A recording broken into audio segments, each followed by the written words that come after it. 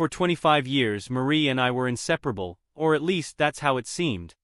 We met in college during a group project neither of us wanted to do. She had this sarcastic way of calling me out when I slacked off, but somehow, we ended up grabbing coffee after class and just talking. One coffee turned into a weekly thing, then into late-night study sessions, and before long I was falling for her. She was smart, driven, funny in that sharp, quick-witted way that always kept me on my toes. Back then we didn't have much, but we didn't care. We both came from middle-class families who taught us the value of hard work, and that's exactly what we did. I took on odd jobs, from delivering pizzas to working construction during the summers, while Marie worked at the campus library. We scraped by, dreaming about the future. I still remember our first apartment after graduation. It was tiny, the kind of place where you could stand in the kitchen and reach into the bathroom without moving your feet. But we didn't care. It was ours. We spent our nights cooking cheap pasta dinners and saving up for a house. We talked about kids, career goals, everything. Marie wanted to be a teacher, and I was starting out in finance. We had this vision of a life where we worked hard and eventually enjoyed the fruits of it all. And for a long time we did. We saved up, bought a modest home, and slowly built the life we'd always talked about. I climbed the corporate ladder, putting in long hours and taking every opportunity one could, while Marie became a beloved elementary school teacher. She loved her job and I loved hearing her talk about it. The way her eyes lit up when she told stories about her students or when she'd show me crayon drawings they made for her. We had 2 kids, both now grown and off living their own lives. Those years when the kids were little were some of the happiest I can remember. It felt like we were this unstoppable team, building something solid and unshakable. Even as the kids grew up and left for college, Marie and I stayed close. Or so I thought. In hindsight, there were little signs over the years that maybe things weren't perfect. But when you've been married as long as we were, you get comfortable, you trust. You stop questioning the small things. Marie used to say she appreciated how much I worked to provide for us, and I'd tell her how much I admired her for being the backbone of our family. I thought we were good. The changes started slow. At first, it was just Marie talking about wanting more time for herself. She said it was nothing against me. She just needed to feel more like her own person again. I got it. We'd been parents for so long, it made sense she'd want to rediscover herself now that we were empty nesters. She started going to yoga classes a few times a week. No big deal, right? But then it became more than yoga. She joined a fancy gym, one of those upscale places with a smoothie bar and personal trainers. Soon she was spending hours there, morning classes, evening workouts, you name it. She started dressing differently too. She bought tighter clothes, makeup she never used to wear, and this perfume that wasn't her usual scent. At first I admired it. I thought, good for her. She's taking care of herself. But over time it started to feel different. She was distant, distracted, and her phone was always nearby, usually face down on the counter. I'd ask, "Who are you texting?" And she'd laugh it off, saying it was one of her fitness friends. It felt innocent, at least on the surface. But still, something gnawed at me. Then came the receipts. I'd find them in the trash or tucked into her purse. Expensive dinners at restaurants we hadn't been to together, or shopping bags for lingerie I'd never seen her wear. Once I found a sleek black dress in the back of her closet, still with the tags.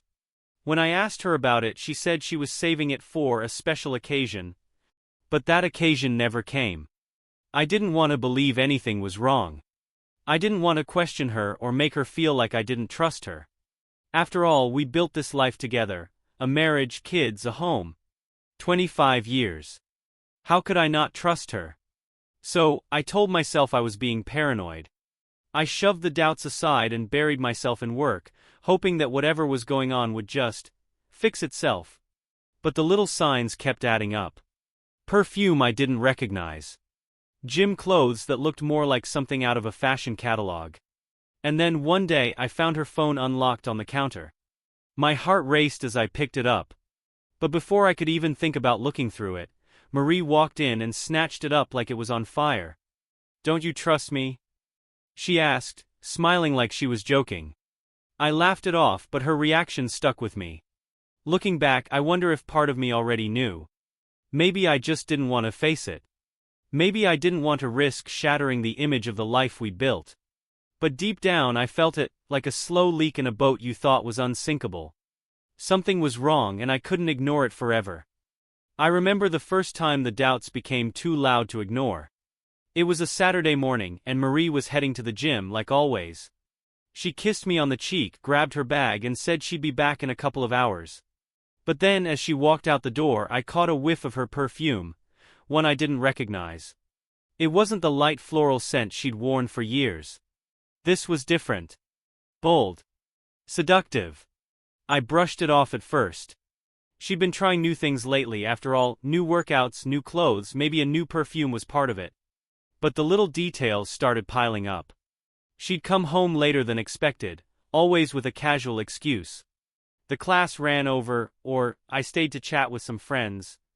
She started guarding her phone like it held state secrets, keeping it locked and tucked away. When she'd get a text, she'd smile but never explain who it was from. The moment that really shook me came a few weeks later. I was cleaning up around the bedroom, and as I was putting some laundry away I found something, lingerie sleek and lacy, tucked into the back of her drawer. It wasn't mine. It wasn't for me. I would have remembered if she'd worn something like that. I told myself not to jump to conclusions. Maybe it was something she bought but hadn't worn yet. Maybe it was a surprise for me. But the truth gnawed at me. When I finally worked up the courage to ask her about it, she laughed and said, "Oh, that? I bought it on sale ages ago. Forgot I even had it." She said it so casually that I almost believed her. Almost. The more I paid attention, the more I noticed. Her gym bag smelled like cologne sometimes, faint but there. She'd started spending money on things she never used to care about, like designer workout gear and fancy skincare products. Once, I found a receipt for dinner at a restaurant I'd never even heard of. "Who'd you go with?" I asked, holding it up. She didn't even flinch. "Oh, the girls from my class. You know how they are, they love to celebrate anything." She smiled, kissed my cheek and moved on like it was nothing. But it didn't feel like nothing.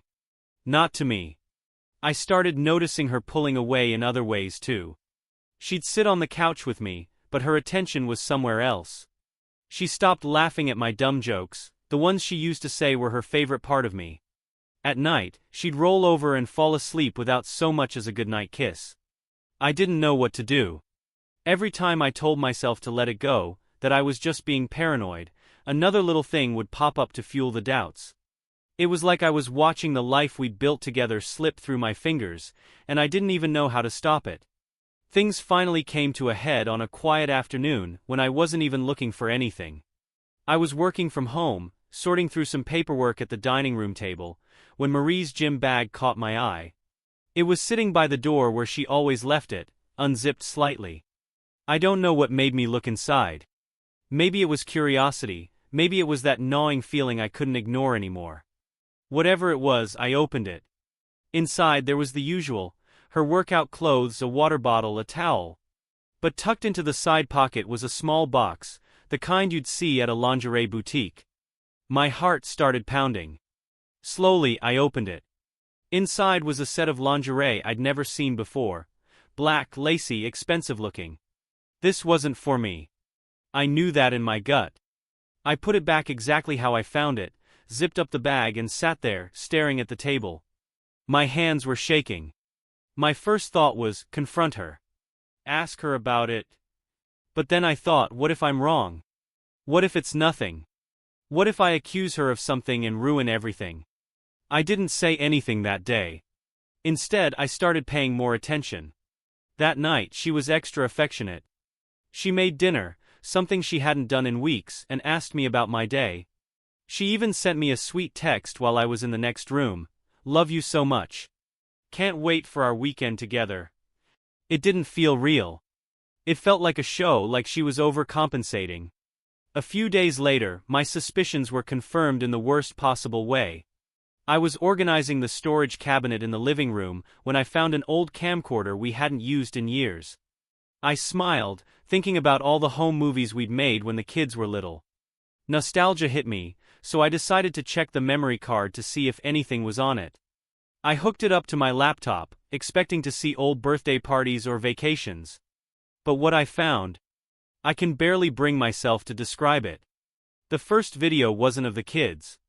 It wasn't even of us. It was Marie with someone else. A younger man, someone I didn't recognize. They were in a hotel room, laughing, talking, touching. My heart stopped. I couldn't breathe. It was like the world tilted and I was hanging on by a thread. I don't know how long I sat there, watching in disbelief. Part of me hoped it was some sort of mistake, some terrible misunderstanding. But there was no mistaking what I saw. She was with him and she looked happy. I shut the laptop and just sat there, staring at the floor. My mind was racing, replaying everything, the late nights, the gym, the phone always face down. Suddenly, all those little doubts I'd been pushing aside hit me like a freight train. I thought about confronting her right then and there, but she wasn't home. She'd gone to yoga. I couldn't tell if I was furious, heartbroken, or just numb. Probably all three. By the time she got home, I still hadn't decided what to do. She walked in, smiling, kissed me on the cheek and said, "How was your day?" Like nothing had happened. I couldn't bring myself to say anything. Instead, I just nodded, got up and went to bed early. But that night, lying there in the dark, I knew everything had changed. The morning after finding the video, I woke up feeling like I was in someone else's life. Marie was in the kitchen making coffee, humming to herself like it was just another day. I stood there in the hallway watching her, trying to figure out how she could act so normal when my entire world felt like it had collapsed overnight. I sat at the table, and she slid a cup of coffee toward me, smiling. "You okay? You seem quiet," she said. "Just tired," I replied, forcing myself to meet her eyes. Did she know? Could she tell? Her expression didn't change, just that same easy, calm look she always wore. She leaned in and kissed my forehead before grabbing her bag. "I've got a meeting after work, so don't wait up for dinner, okay?" I nodded, not trusting myself to say more. After she left, I sat at the table for what felt like hours, staring at her empty chair. The woman I'd loved for half my life had been lying to me, betraying me, and yet she acted like we were still the same couple we'd always been. How could she pull it off so easily? That afternoon, I couldn't focus on work. I kept replaying the video in my head, torturing myself with every detail. Her smile, the way she looked at him, it wasn't just physical. It was more than that. She cared about him. I needed answers. I needed to know how long this had been going on, who this guy was, and why. Why him? Why now? But I wasn't ready to confront her. Not yet. Instead, I started digging. That evening, while Marie was out at her meeting, I searched through her things. Her phone was locked, so I couldn't check that, but her laptop wasn't. I opened it, praying I wouldn't find anything, but deep down knowing I would. Sure enough, there were emails. Dozens of them. Some were innocuous, just meeting times and little jokes, but others, they made my stomach turn. One email stuck out. It was from a few months ago and it read, "Last night was amazing. I've never felt this alive before. Can't wait to see you again. I felt sick. This wasn't just some fling. This was a full-blown affair." But then I noticed something else. There were no replies in her inbox, just her outgoing messages. She must have deleted his responses, probably to cover her tracks. It didn't matter. I had enough to piece things together. When she came home that night, I was sitting on the couch, pretending to watch TV. She walked in, smiling, carrying takeout, and plopped down next to me. "I brought you something," she said, handing me a box.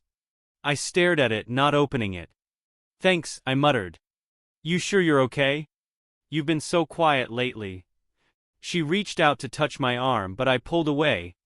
"I'm fine," I said, trying to keep my voice steady. She hesitated, her brow furrowing just slightly, before brushing it off and turning her attention to the show on the screen. Inside, I was screaming. I wanted to grab her, shake her, demand to know how she could do this to me. But I didn't. Not yet. I needed to plan my next move. The next few days felt like I was living in a pressure cooker. Every moment with Marie was heavy with the weight of what I knew, but she carried on like nothing had changed. She'd kiss me goodbye, text me sweet messages during the day, and ask about dinner plans like we were still the couple everyone envied. I couldn't stand it. One night, as she got ready for bed, I sat in the living room with my laptop open to the emails I'd found. The words stared back at me like an open wound, raw and unrelenting. My mind raced. Should I confront her now? Should I wait? Should I gather more proof? I'd barely slept since finding out. Every time I closed my eyes, I saw her with him, smiling, laughing, kissing. It played on repeat, mocking me. The worst part was knowing she'd chosen to lie to me over and over again, coming home to me while giving pieces of herself to someone else. The next morning, I finally hit a breaking point. Marie was in the kitchen, making herself a smoothie before heading to the gym. She wore one of her new outfits, the kind that hugged her body in ways she'd never cared about before. I watched her from the doorway, my chest tight with a mix of anger and heartbreak. "Do you ever work out with anyone?" I asked, my voice casual, though inside I was anything but. She glanced at me, surprised. "Sometimes." "Why?" "Just curious," I said, leaning against the doorframe. "You've been spending a lot of time there lately." She shrugged. "It's just my thing, you know? It helps me clear my head." I nodded, my jaw clenching as I forced myself to stay calm. "Anyone in particular you've gotten close to?" Marie hesitated just for a second. "Not really. I mean, there are a few people I chat with, but nothing serious." It was a lie. I could see it in the way she wouldn't meet my eyes. She grabbed her bag and kissed my cheek, the same way she had 1,000 times before. "See you later, okay?" "Love you," she said, heading out the door. I stood there, frozen, staring at the spot where she'd just been. The words "love you" felt hollow now, like an echo of something we used to have. After she left, I sat down at the table, trying to figure out what to do. Part of me wanted to confront her right away, to demand answers. But another part of me, the quieter, more calculating part, told me to wait. To gather everything I could so she couldn't deny it when the time came. That night, she was extra sweet. She curled up next to me on the couch, resting her head on my shoulder. "I was thinking we could do a little weekend getaway soon," she said, her voice soft. "Where to?" I asked, playing along. "Maybe the cabin? Just us. It's been a while since we had some real time together." She looked up at me with those same eyes I'd fallen in love with all those years ago, and for a moment I almost believed her. But then I remembered the video. The emails. The receipts. I forced a smile. "Yeah, that sounds nice," I said, even though my stomach churned at the thought of pretending everything was okay. That night, I lay awake again, staring at the ceiling. The woman lying next to me wasn't the woman I thought I knew. And yet, I still couldn't bring myself to pull the trigger. Not yet. It all came crashing down on a Friday night. Marie had gone out again, saying it was a girls' night with some women from her yoga class. Normally I wouldn't have questioned it, but this time I followed her. I don't even know what possessed me to do it. Maybe it was the emails, the video, the lies piling up day after day. Or maybe it was the way she kissed me on her way out, telling me not to wait up, with that same carefree smile she always gave. Whatever it was, I grabbed my keys and left 5 minutes after she did, staying far enough behind so she wouldn't notice. She wasn't heading to the yoga studio. Instead, she drove to a bar on the other side of town. It wasn't the type of place she and I ever went to. It had a sleek, trendy look that screamed date spot. I parked down the street and waited, my heart pounding so hard it felt like it might crack my ribs. Marie went inside, her bag slung over her shoulder, her phone in her hand. 10 minutes later I saw him. The man from the video. He was younger than me, mid-30s maybe, with the kind of confidence that came off as arrogance. He walked inside like he owned the place, and a few minutes later, through the window, I saw him and Marie sitting at a table, laughing like old friends. Her face lit up in a way I hadn't seen in years. It was like watching someone else's life, some twisted version of reality where the woman I loved was a stranger. I couldn't move. Couldn't think. All I could do was sit there in my car, watching as she leaned in closer to him, her hand brushing against his arm. I thought about storming in, making a scene, demanding answers. But I didn't. Instead, I pulled out my phone and took a photo of them through the window. I needed proof. Something undeniable. They stayed there for nearly 2 hours. When they finally left, they walked to the parking lot together, standing close, talking.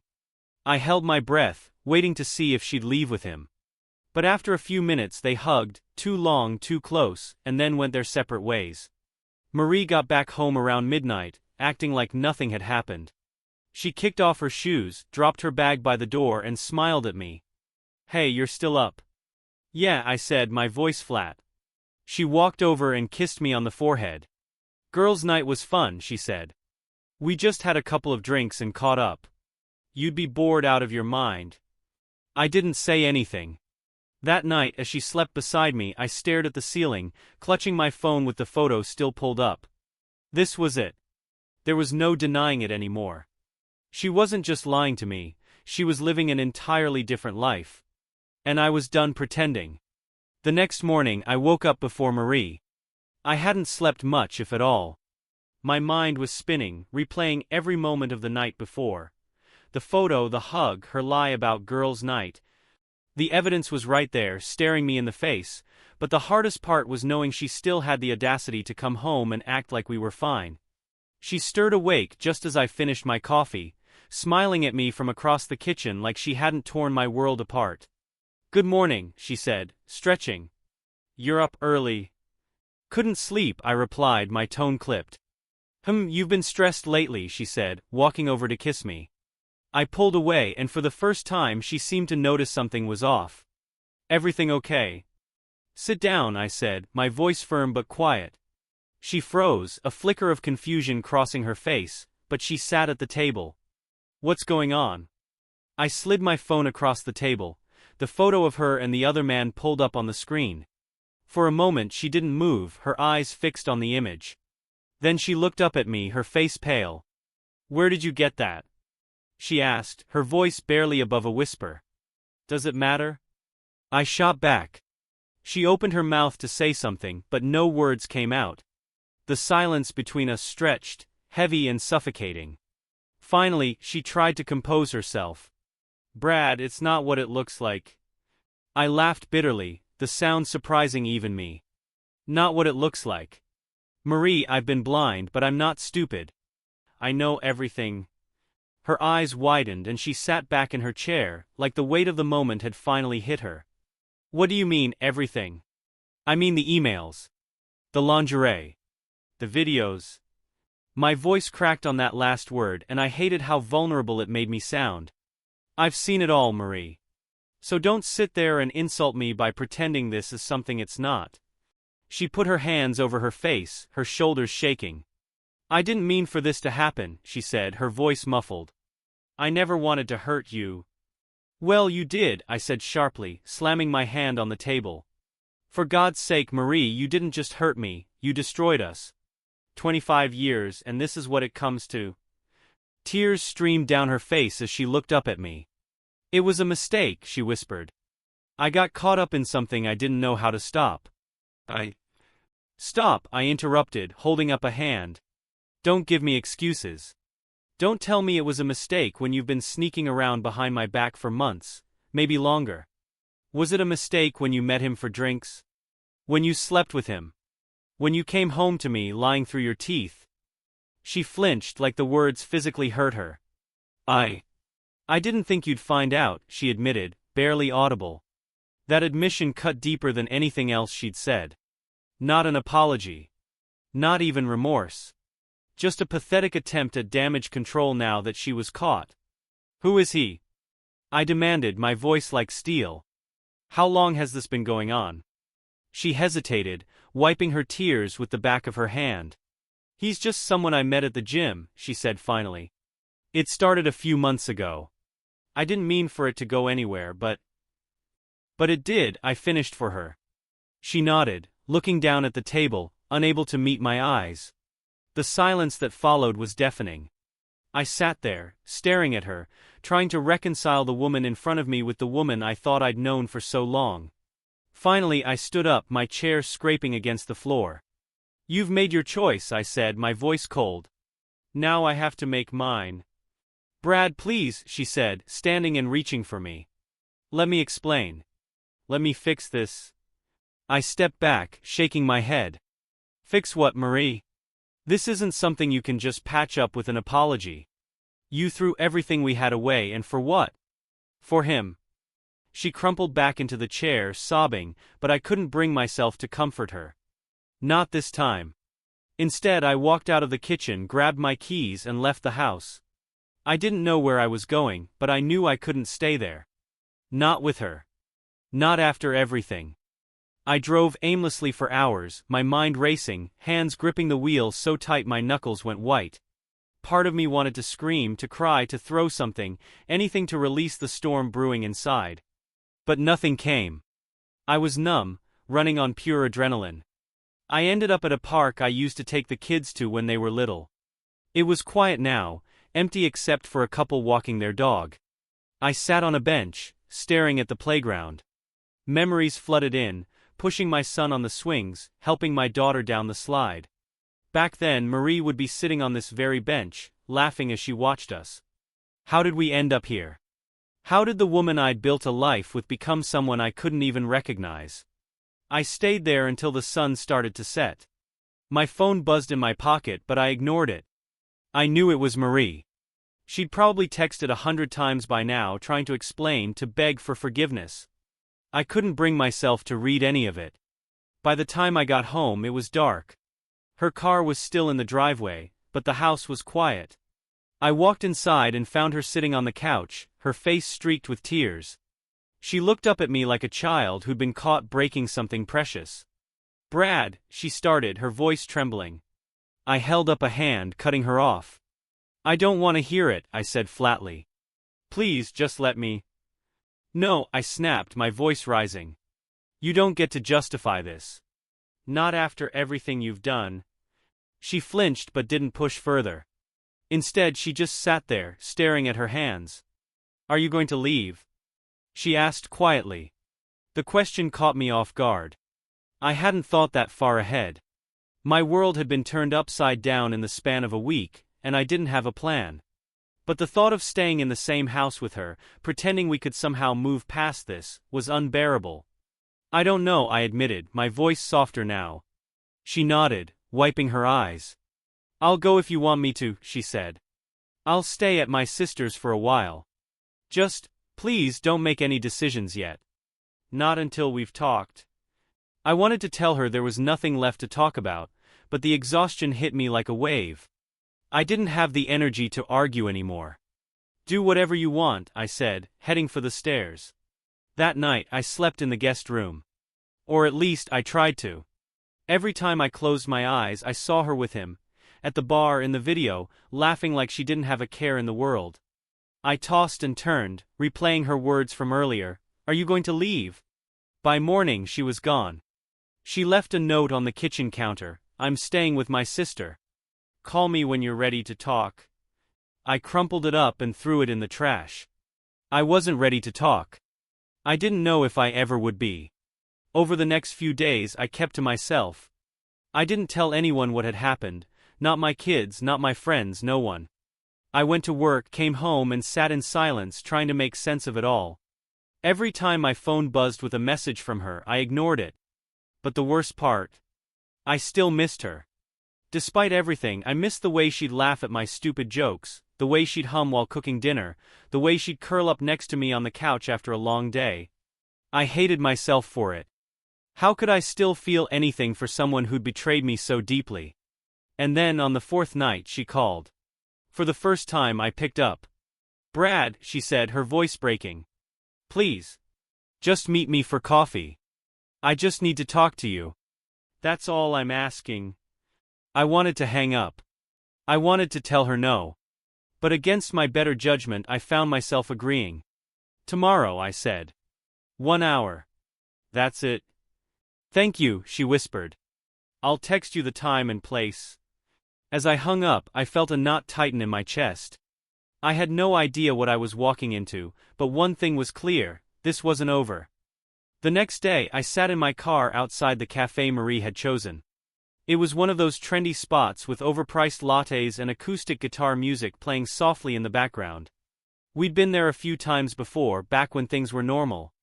I remembered how she used to tease me about never straying from my black coffee, while she tried every seasonal special on the menu. Now, the thought of walking in there with her felt like stepping into enemy territory. I spotted her through the window before I went inside.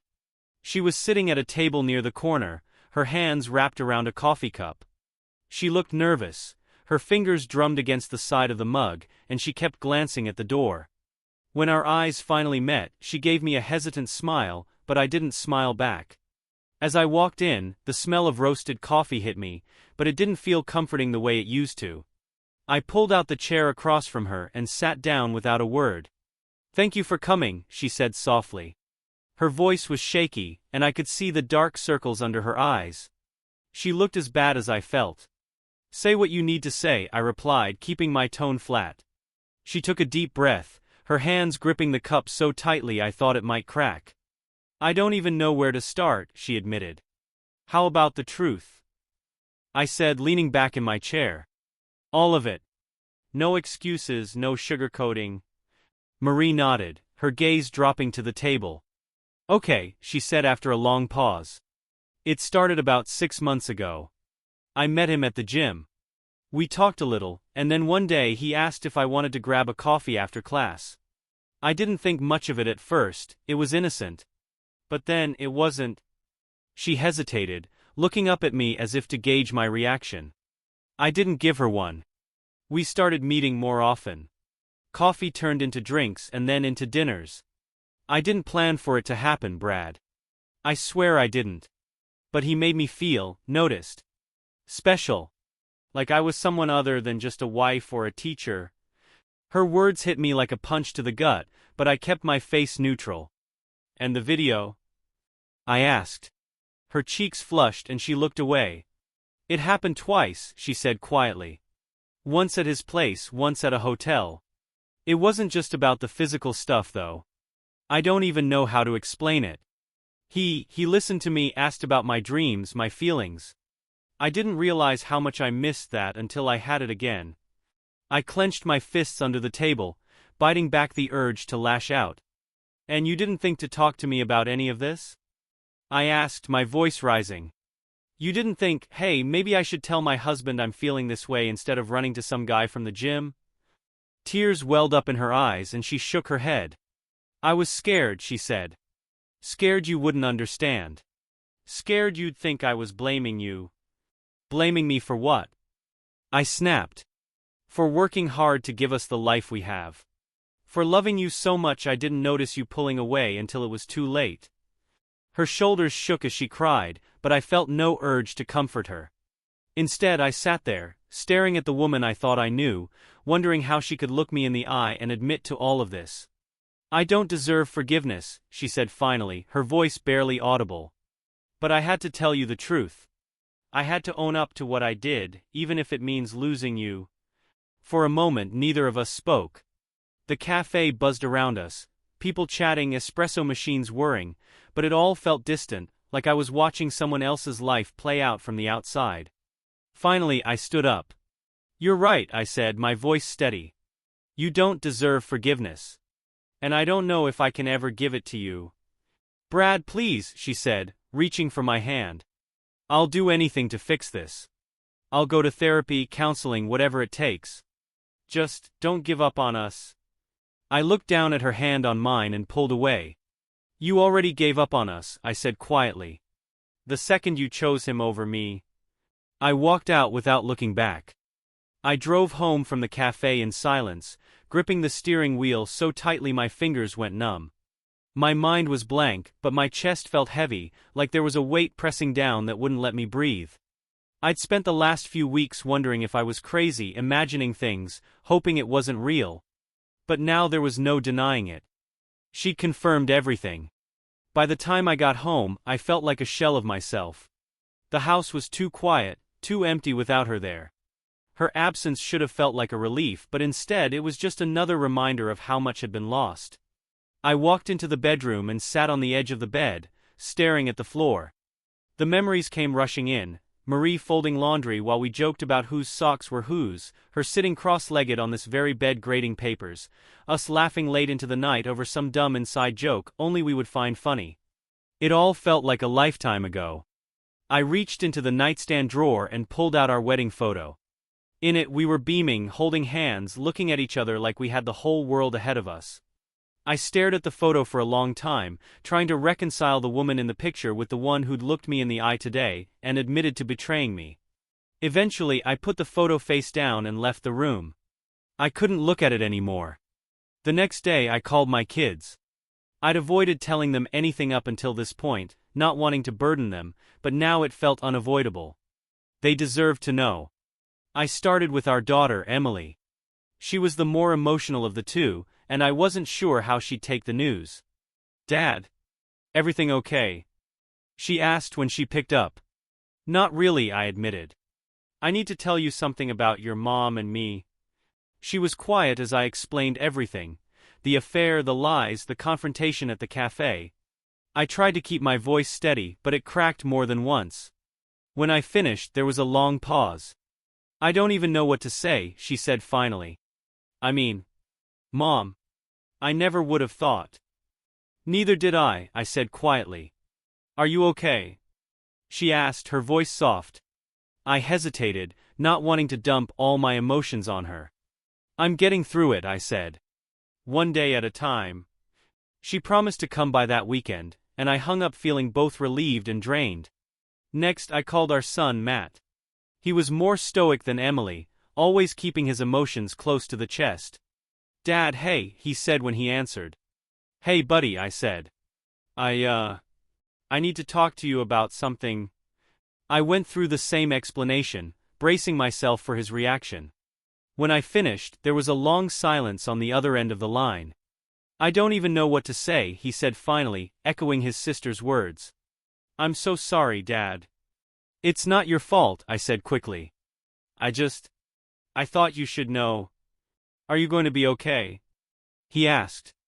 "I'm trying," I said honestly. "Do you want me to come over?" he offered. "No, it's okay. Emily's coming by this weekend. You can come whenever you're ready." He agreed and we hung up. For the first time in weeks I felt a small sense of comfort, knowing my kids were in my corner. Over the next few days I threw myself into work. It wasn't because I loved my job, it was just a distraction. Something to keep my mind occupied so I wouldn't spiral into the endless loop of what-ifs and whys. Marie sent me a few texts but I ignored them. The thought of talking to her made my stomach turn. She said she was staying at her sister's, giving me space, but part of me wondered how much of that was true. Was she really staying there or was she with him? I didn't want to know. That weekend, Emily came over as promised. She brought groceries and insisted on cooking dinner, like she was trying to take care of me the way I used to take care of her when she was little. "You look tired," she said as we sat down to eat. "I feel tired," I admitted, managing a small smile. She reached across the table and squeezed my hand. "You're going to get through this, Dad. You're stronger than you think." I wanted to believe her, but it felt impossible in that moment. How do you rebuild your life after it's been ripped apart? How do you move forward when the person you trusted most has betrayed you in the worst way possible? I didn't have the answers yet. All I knew was that I had to keep putting one foot in front of the other, even if I didn't know where the path would lead. The house felt emptier without Marie, but in a way, the silence was better than the tension. Emily's visit had helped. It reminded me I wasn't completely alone. Over the next few days I focused on the small things.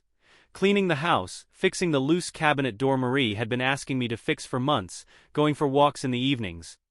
The routine kept me grounded, even if it didn't stop the ache. Marie texted a few times asking if we could talk again, but I didn't reply. I wasn't ready. I wasn't sure I'd ever be ready. One night Matt called just to check in. "How are you holding up?" he asked.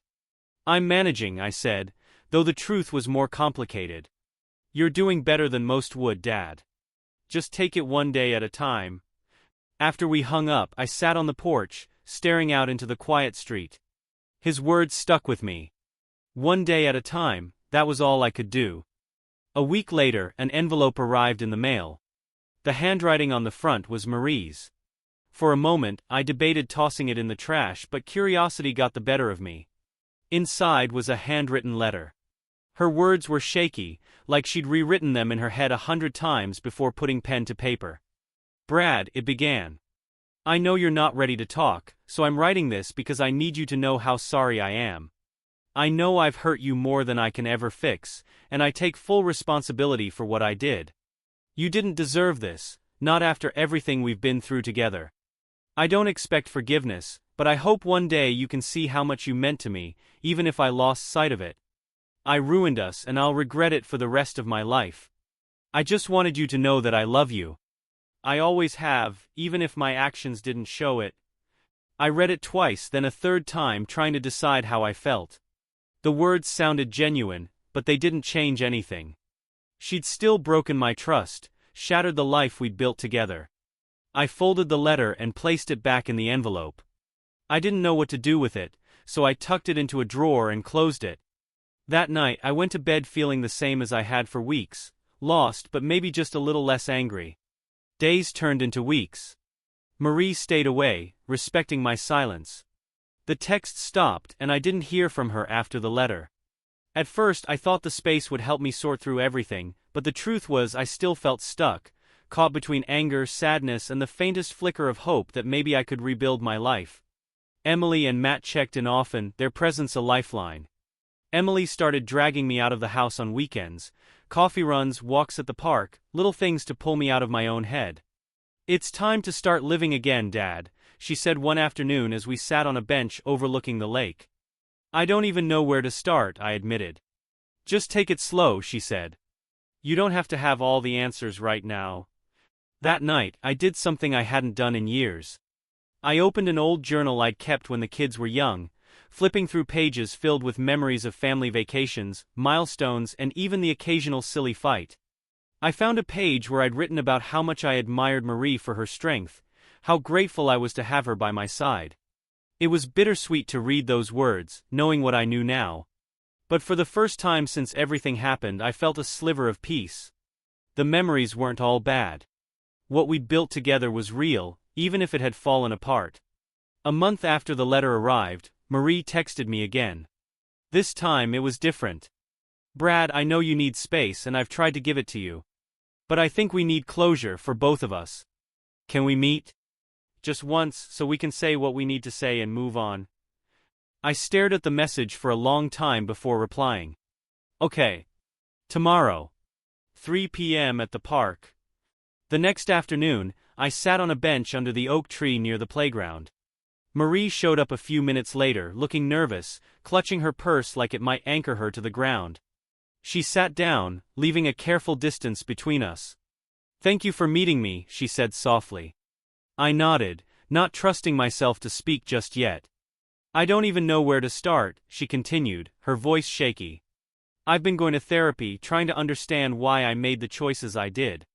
And I just want to say I'm so sorry, Brad. I know I keep saying that, but it's the truth. I wish I could take it all back, but I can't." I looked at her, the woman I'd spent half my life with, and for the first time, I didn't feel the anger that had been burning inside me for weeks. What I felt instead was sadness, for what we'd lost, for what could have been. "I don't hate you, Marie," I said quietly. "But I can't forgive you either. Not right now. Maybe not ever." She nodded, tears slipping down her cheeks. "I understand." We sat there in silence for a while, watching kids play on the swings. Eventually she stood up, hesitating like she wanted to say something more. "I hope you find happiness again, Brad," she said finally. "You deserve it." I didn't say anything as she walked away, her figure growing smaller and smaller until she disappeared from sight. And just like that, it was over. After that meeting with Marie, something shifted. It wasn't like the pain disappeared overnight, but for the first time, I felt a sense of finality. The chapter with her was closed. There would be no going back, no fixing what was broken. The next few weeks were a slow process of rediscovery. I spent more time with Emily and Matt, reconnecting with the parts of my life that still brought me joy. I joined a local hiking group, something I'd always told myself I'd do but never made time for. It felt strange at first, being surrounded by strangers, but there was something refreshing about being around people who didn't know my story.